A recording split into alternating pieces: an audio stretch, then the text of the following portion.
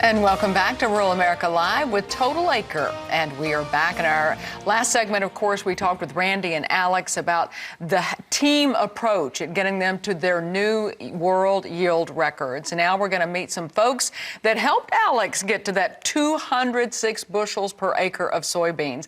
And first up, we're joined in studio by the Vice President of Discovery and Innovation at BRANDT. That's Brian Hashemeyer. And ROI Biologicals, Cody Goins. Thank you so much, guys, for being with us. Let's get to know you a little better. Brian, tell us about yourself.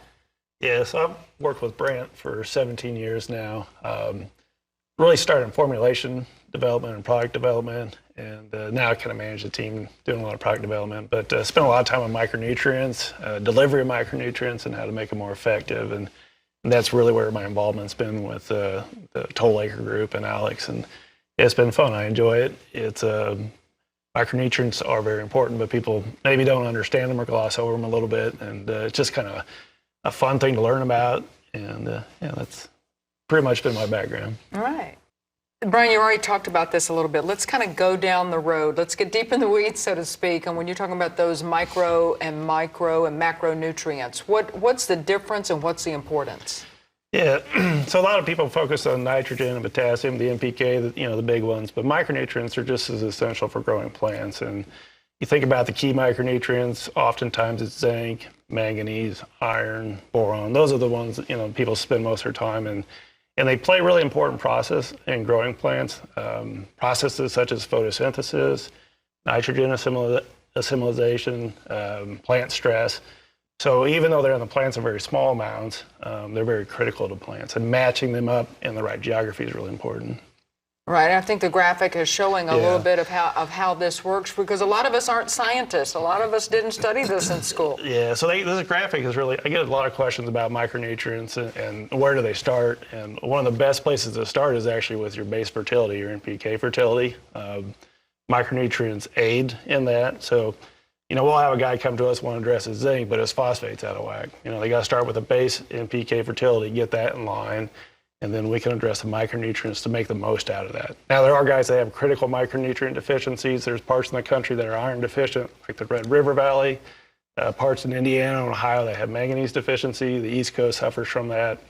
And those guys in those areas tend to know what they are, but when you take it to the level like Alex has and you start going from 50 to 100 to 250 bushels, dealing with these correlations of micronutrients becomes really important, because you can't get 206 bushels per acre with your average micronutrient program.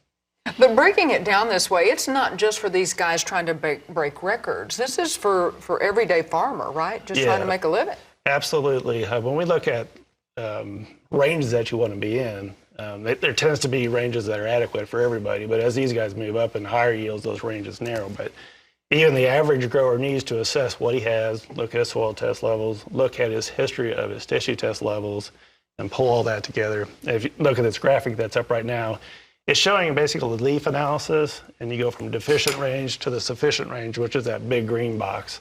So guys are trying to stay in that, but you really need all those pieces of data to come together. But what we've really noticed is the sufficiency range boxes really narrow in as you narrow in on data. In this case, those smaller green boxes and the big green box are showing a high yield range, so guys from 90 to 120 bushels.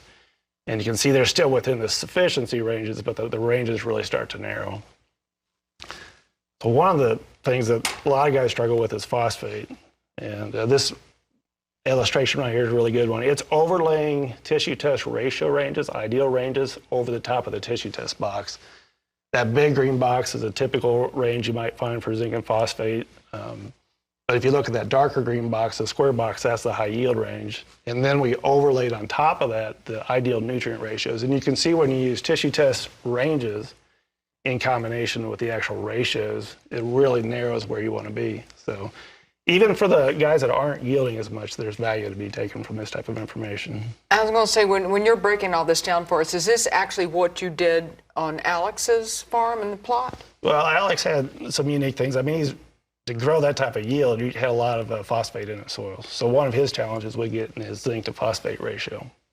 So he's trying to drive that zinc to phosphate ratio up, because that's really important for auxin production, leaf growth, flowering, and all that thing. So it's not just tissue test box ranges. It's also ideal ratios in the plant and the leaf. So he knew he had that issue, and he was addressing it. The products themselves, let's talk about what you have that actually is getting farmers like Alex to that point.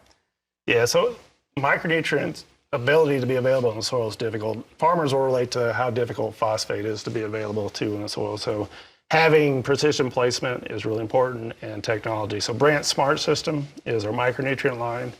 And what really differentiates it from other products is its ability to get through the leaf. The leaf has a waxy layer on top of it that prevents absorption. So the Smart System will absorb through the leaf much better and quicker, and then it'll actually move lateral in the leaf, which is really important. So when a droplet hits and it moves lateral, it's going to come in contact with the leaf veins. So the leaf veins is what moves nutrients up through the plant, through the xylem, and down to the roots through the phloem. So in order to get those products to work really well, they got to go through the leaf really well, and they got to move lateral. And these products do them as good as any product on the market space. We spend a lot of time on that, and that's why they perform so well. Making sure it's going to do what it says it's going to do. And Terry, the cool part about our program, and I hate to make it sound like a sales pitch, but there's a lot of growers that recognize they have a deficiency. And there are a lot of companies out there that sell products. There's a huge amount of options when you go out there and you buy products. The difference is what he explained. I mean, obviously they're using the smart technology to help make their products differentiate from what everybody else sells. But, the cool part about the program is our software takes everybody's data. So meaning a guy says he's got a tissue sample deficiency. He then goes to his lab, or not his lab, his local retailer, and his retailer says, I've got you 4 options that you can use to correct that deficiency. Which one's a farmer going to buy? The cheapest one, right? That's typically the way they do it.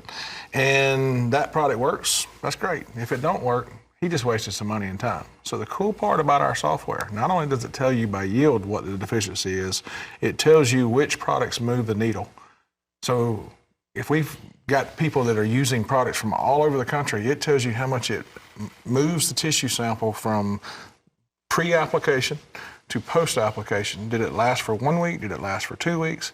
And it's hard for me to wrap my head around, people that don't pull tissue samples and have a yield associated with it. Nobody can look at that plant and tell what the levels are by just looking at the leaf. You gotta have some data, and you gotta have that data.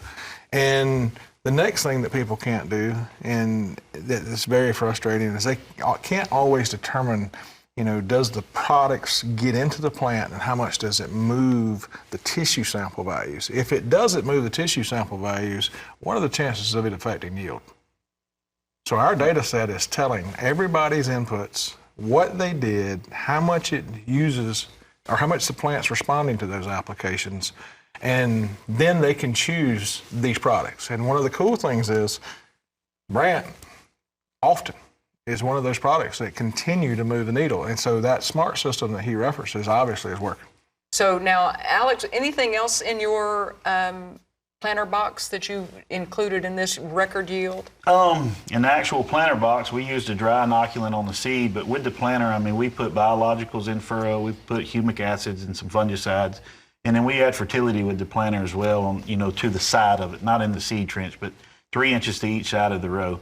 And we put, macronutrients and micronutrients there, as well as humic acids and sugars and other things. But so there are people out there that's listening and says, he's doing what on beans? People with corn all the time do something in the furrow, and they may do something in the tuba too if they've realized that it pays. Is it a novel idea that maybe if you manage beans in such a way that they can respond and get higher yield? And that's why we did it. We were pushing high yield corn, and we're putting all these products in furrow and all these products to the side, fertility, and making these applications post-emerge. And it just didn't make sense to me why we wouldn't do that on soybeans as well if we're trying to push high yield beans. Because they take up as much or more fertilizer than a corn plant. And especially when it goes back to the late season management. A soybean, about 67% of its fertility is taken up after the reproduction stage. And I would say 90% of farmers in the country, that's kind of when they pull the reins back, is around R1, R2. And that's when we were really cranking up on the BRANDT sprays and the foliar fertility. So the key here, the take home is surround yourself with some smart people. Yep. We don't have to develop the macros. We don't have to develop the microbiome stimulation products, or whether it's in the soil or the plant. We just need some good people. And I heard David probably coin this the best. You know, he always says he likes to have a team and a network of people that are contributing to his decision-making process, and that's a big deal. And you know, it's our good pleasure always. I think I met Cody the very first time he asked me to come speak to a group of growers, and the next thing you know, I heard about his biological company, and the rest has been history. We test a lot of products, we vet a lot of them, and same thing with BRANDT. They go back to the very beginning stages of when we first started pushing yield, and they've been an integral part of my success and David's success and now Alex's success.